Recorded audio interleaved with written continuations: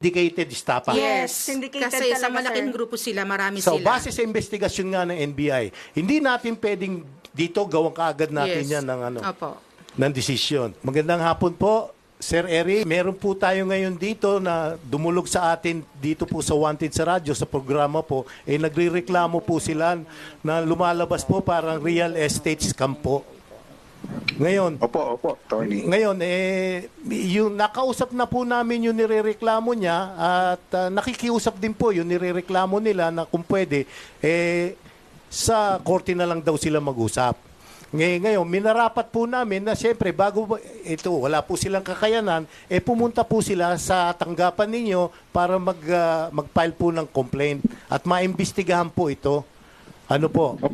Opo, Tony, may guidance na rin naman po ang aming Regional Director, RD Ferdinand Labin, tungkol po sa mga kasong ganyan. And rest assured po ng NBI will be very objective in dealing with cases similar to this. At makakaasa rin po ang ating mga kababayan na nagtitiwala sa NBI na gagawin namin lahat upang sila ay mabigyan ng tulong, mag-guide sila sa anong pagbubuo ng ebidensya na meron sila upang pag tayo po ay umaksyon ay magiging patas po tayo para sa lahat ng ating mga kababayan. Maraming salamat po, Sir Eric. Ayan po, narinig po ninyo, no? Napakarami po nila, Sir Eric, at pasasamahan po nila para matulungan po natin, ano? At ako po naniniwala na pagka nandiyan na po sa inyong tanggapan, magagawan po ng aksyon to. Nakakaawa naman po itong mga tao naman na ito na nawalan na po Sobrang sila. stress. Hindi naman kasi, sir, pinupulot yung pera para... Nabiktima po siya, kamamatay lang po ng asawa. 2 beses po siya nabiktima. Una po si Monica, pinangalawahan po ni Connie. Kamamatay lang po. Maraming salamat po, Assistant Regional Director, NBI NCR, Eric Mercado. Ano po? Maraming salamat po. Attorney, gusto, samantalahin ko rin po ang pagkakataong ito ipabatid sa ating mga kababayan na dahil ang ating tanggapan ay tanggapan ng pamahalaan.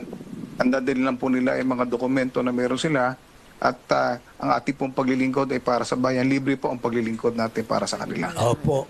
Ayan po, napakinggan niyo po niyo. Ano po? Maraming salamat Ayan po. po, Attorney. At kami po ay umaasa na kami rin po ay nakatulong sa inyo sa pamamagitan ng programang ito. Ano po? Salamat po. Salamat po sa pagtitiwala nyo sa ating NBI. Salamat po. Opo.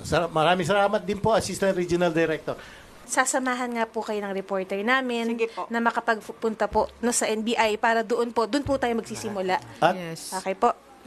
siguraduhin po namin, mag-update po tayo. Opo. Pag may resulta na po, isa sa programa rin po namin. Okay.